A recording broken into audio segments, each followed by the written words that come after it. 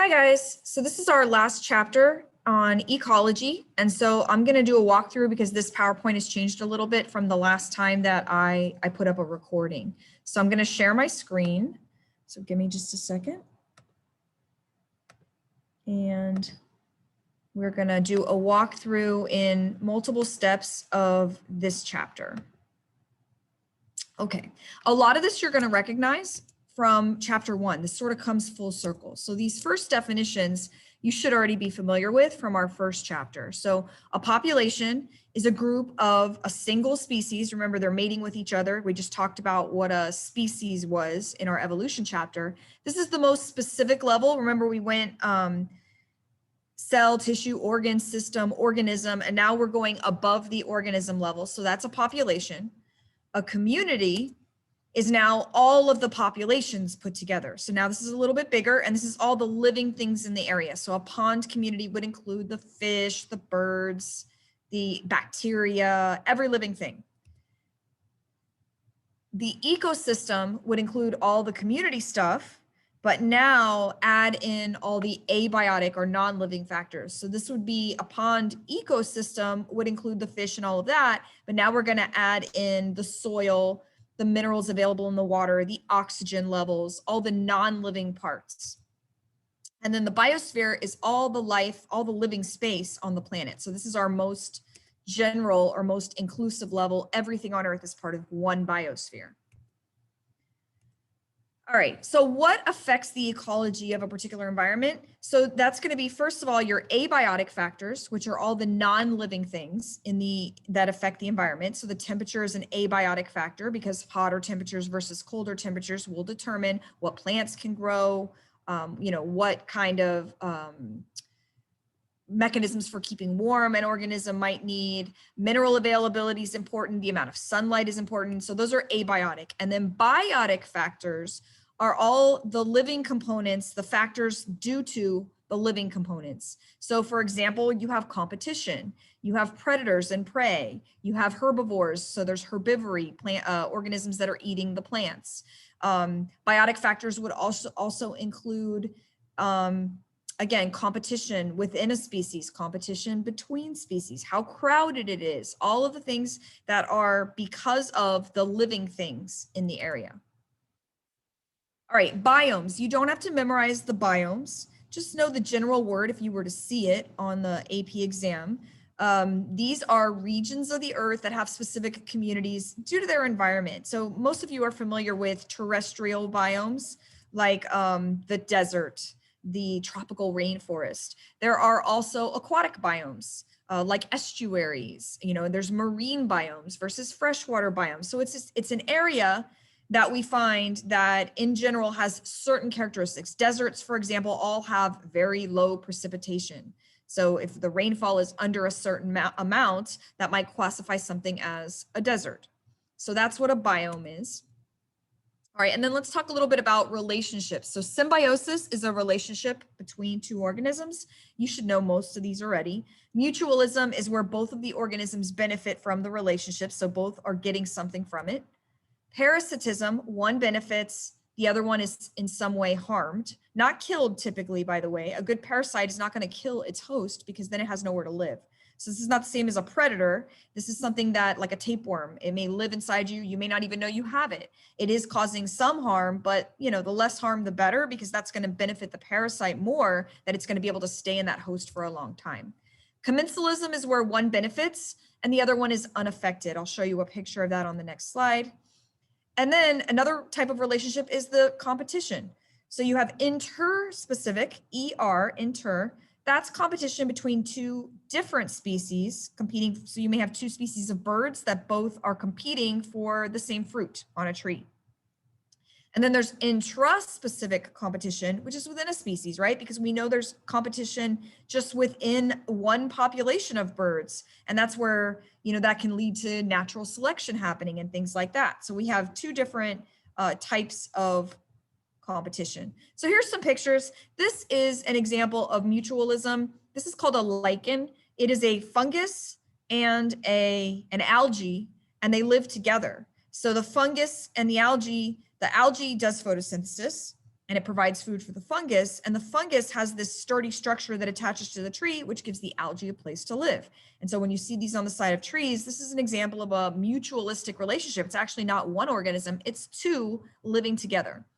The barnacle and the whale, they gave as an example of commensalism. So you have barnacles growing on the fins of the whale. They do not help or hurt the whale. But the barnacles themselves, they get a place to live, and they're filter feeders. So as the whale swims along, they get food. And then this parasite actually goes to the eyes here of the snail. He catches this parasite by eating poop from a bird, believe it or not, which contains the eggs. The parasite gets into the snail's antenna, causes the snail to be attracted to light. This parasite sort of takes over its brain. And that causes the snail to go towards the sun where birds can see it better. And then the birds attack because they think this is a worm. And now the parasite gets back into the bird where it can complete its life cycle. A lot of times parasites have a complex life cycle that involves multiple hosts. The snail usually is not killed by this parasite, probably not even killed by the bird, because the bird can actually bite off one of these eyes and it'll actually grow back. All right, things that will limit a population. So populations can't grow forever, right? They're going to run out of stuff. So density dependent factors are things that become problems when it gets more crowded, right? You're going to run out of food. There's not enough shelter. There's not enough mates. Even disease and waste accumulation are going to go up the more crowded it gets. So these would all be called density dependent factors because they really don't start to happen until the population gets big. So they depend on how crowded it is. Density independent factors are things that happen whether the population is big or not. So natural disasters, floods, fires, these are things that don't happen just because it got crowded. That doesn't cause an earthquake. An earthquake just happens, and then the population ends up being affected by that. So I gave two examples here. As fish accumulate in the tank, toxic ammonia builds up. Which kind of factor would that be? Well, that's going to be density dependent because the ammonia buildup is caused by too many fish. You spray for bugs, some of the pesticide gets into your tank and kills the fish. What kind of factor? That is going to be density independent. I didn't spray for bugs purposely because there were a lot of fish. Might be that more fish die because there's more fish in the tank, but the cause wasn't because it was crowded. So that's a density independent. These are all just different survival tactics you should maybe be familiar with. So camouflage, you should know what that is. That's where an organism blends with its environment. Warning coloration, sometimes it's called aposematic coloration. That's where organisms have bright colors. For example, black and yellow stripes typically indicate an organism that stings or is toxic, these poison dart frogs. And that basically prevents them from getting eaten. It protects them.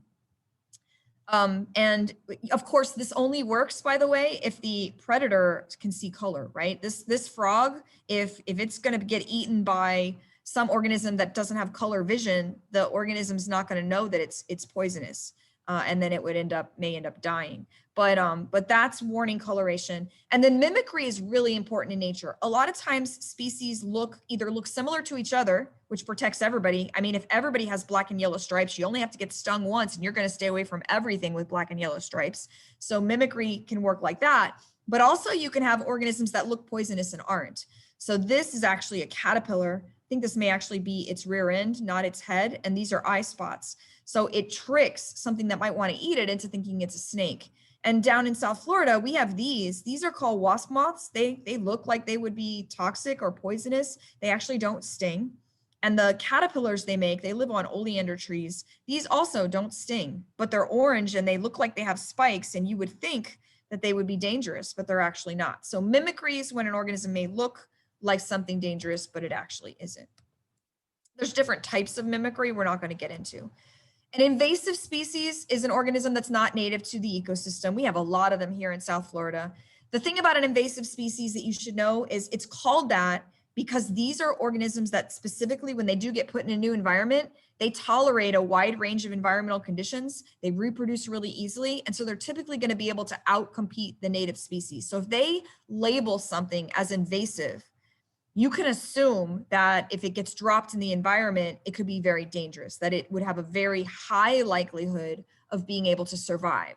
If something's not an invasive species, I might take some plant that I get and drop it into an environment, a completely new environment, it's probably just going to die. It's probably not going to be able to survive. But if they specifically tell you on the exam it's an invasive species, chances are it is going to survive and become a problem. That's the definition of an invasive species. Here's a bunch of different ones here in South Florida. We have these lionfish, the iguanas, these bufo toads that are toxic to your dogs. There's actually an issue with feral hogs. I believe that's more in northern Florida. Of course, the Burmese pythons, these different kinds of trees, Brazilian pepper, melaleuca trees. These are all examples. You don't have to memorize any of this. I just wanted to show you some of the different invasive species that we have. All right, and then predator-prey graphs. So whenever you see one of these graphs, the dynamic is usually they're going to oscillate around each other. Why? Because first of all, you're going to have more prey than predators. That's because it takes, in this case, the lynx is sort of like a bobcat and it eats the hares, which are the rabbits. You need a lot of hares, a lot of rabbits to feed one lynx. That goes with those food pyramids, trophic levels we're going to talk about later, but we learned it at the beginning of the year, that 10% rule, that only a little bit of the energy from each level gets passed to the next level. So if you have a lynx, it's going to need a lot of rabbits. Anyway, so there's always going to be more hare than lynx in this graph. But the other thing you're going to see is as one goes up, the other one follows.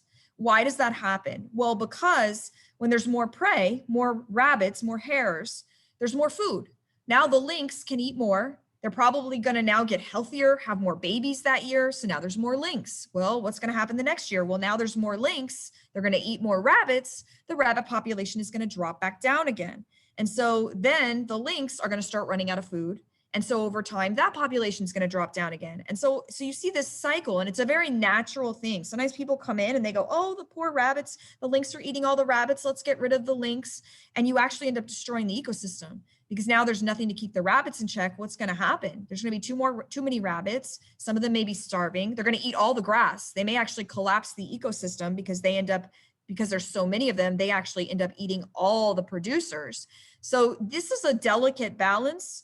And the reason why it's not always the same numbers is because remember, there's also those abiotic factors. Maybe it was a drought year, maybe it was a hotter or cooler year. And so when we see these oscillations, they're not going to be perfect. And so you get this, again, this cyclic relationship. All right, and that brings us to the numerical stuff, which I'm going to actually get into in my next lecture. We're going to walk through the formulas on the formula sheet about population growth, exponential growth versus logistic growth. And so we're going to go through, these are formulas on the formula sheet. So we're going to stop with that.